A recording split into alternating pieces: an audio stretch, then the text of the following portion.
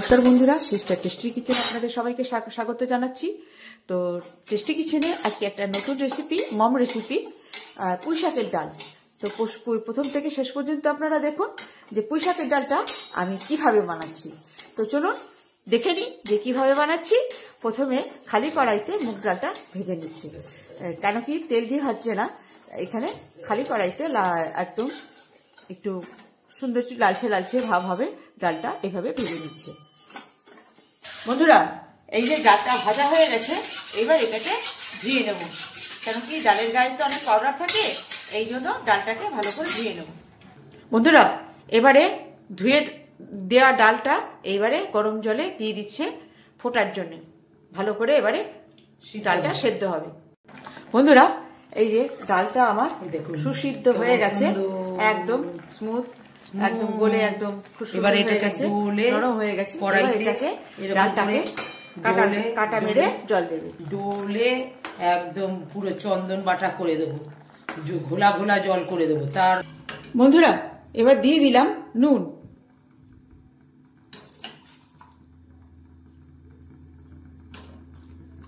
এবার দিয়ে দেবো হলুদ, লাগবে না। এইবার নুন হলুদ জল দিয়ে ভালো করে ফুটবে। বন্ধুরা, এইবারে এই যে কেটে রাখা পুঁই শাকগুলো এই ডালের ভেতরে দিয়ে দেবে ফোটার জন্য, মানে সেদ্ধ হওয়ার জন্য।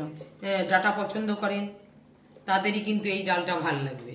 তো এখানে আমার আজকে পুঁই শাকের পাতাগুলো ভালো ছিল না, তো বললাম যে শুধু ডাটা আছে, তো ডাটা দিয়েই ডাল করে ফেলো, ভালো লাগবে খেতে। তো এই জন্য বন্ধুরা, শুধু ডাটা দিয়ে দিলেও খুব খেতে খুব ভালো লাগে। ডগার পাতাগুলো আছে যদিও, কিন্তু বেশি পাতা নেই, কিন্তু পাতা দিলে আরো ভালো লাগে। কিন্তু এখানে আমি পাতা দিতে পারলাম না, পাতাগুলো কেমন পোকায় খাওয়া হয়ে গেছে, সেই জন্য পাতাগুলো দিলাম না, শুধু ডাটা দিয়ে ডালটা হচ্ছে। বন্ধুরা, এই যে ডালটা আমার প্রায় হয়ে এসছে, এবার এটাকে নামিয়ে ফোড়ন দেবো। বন্ধুরা, কড়াইতে তেল, সর্ষের তেল দিয়ে দিয়েছি, এটা গরম হচ্ছে। বন্ধুরা, এই যে 4টে শুকনো লঙ্কা ফোড়ন দেব,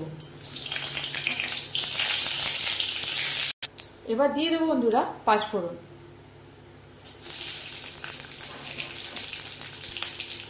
এবার ডালটা ফোড়ন দেবে, ফোড়নটা পুড়ে গেলেই ডালটা ফোড়ন দিয়ে দেবে।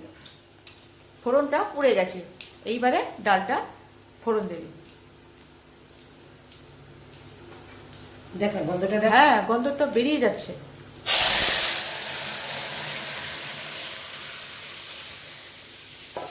এইবার ডালটা ফোড়ন দেওয়া হলো বন্ধুরা, এইবার এটার সঙ্গে ফোড়ন যেহেতু দেওয়া হলো, এইবারে এটার সঙ্গে একটুখানি ফুটবে, চিনি মিষ্টি দিতে হবে। এবারে তাতে দিয়ে দেবো মিষ্টি। বন্ধুরা, 1 চামচি চিনি দিয়ে দিলাম।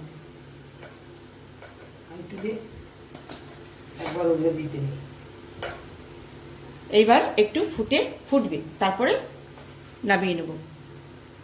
বন্ধুরা, এই যে ডাল আমার কমপ্লিট। বন্ধুরা দেখুন, ডালটা যে জলে নেই তার প্রমাণ দেখুন। এই যে খুন্তিতে করে এরকম দেখবেন যে কত পাতলাটা আছে, কতটা থিকনেস আছে। জলে জলে থাকলে আরো জলের মতন তেল্লাস করে বাইরে বেরিয়ে যাবে। আর একটু ফুটতে হয় গাঢ় হওয়ার জন্য, কিন্তু এর সঙ্গে গাঢ় হলে তারপরে আবার জিনিসটা স্বল্প পরিমাণ হয়ে যাবে। ফ্যামিলিতে আমরা যে কজনে আছি, কারুর না কারুর কম পড়ে যাবে, কেউ একটু ডাল বেশি খায়, কেউ একটু কম খায়। তা যে বেশি খাবে তাকে একটু তাহলে কম দিতে হবে, বেশি গাঢ় হয়ে গেলে। তার থিকনেসটা দেখে রেখে দিচ্ছি। তবু এইটা একটা। বন্ধুরা, এখানে আমার ডাল পুরো কমপ্লিট। এবার গ্যাস করবো অফ, আর দেখাবো যে কিরকম হয়েছে। বন্ধুরা, এই ছিল আজকে আমার পুঁই শাকের ডাল। তো কিরকম লাগছে বন্ধুরা পুঁই শাকের ডালটা? একটা সামান্য রেসিপি। এই যে ডাটা চাপাবো, ডাল দিয়ে ভাত মাখবো আর চালান। তো বন্ধুরা, কেমন লাগছে আজকে আমার পুঁই শাকের ডালটা? একটা সামান্য রেসিপি, মম রেসিপি। বানাবেন একদম গরম ভাতে, খালি ডাল দিয়ে খেয়ে, শুধু ডাল দিয়েই খেয়ে নেবেন, এত সুন্দর লাগে খেতে। তো বন্ধুরা, এই ছিল আজকে আমার পুঁই শাকের ডাল। কেমন লাগছে? আমার এই সামান্য রেসিপি আপনারা বানিয়ে খাবেন আর এনজয় করবেন। রাখছি বন্ধুরা, বাই।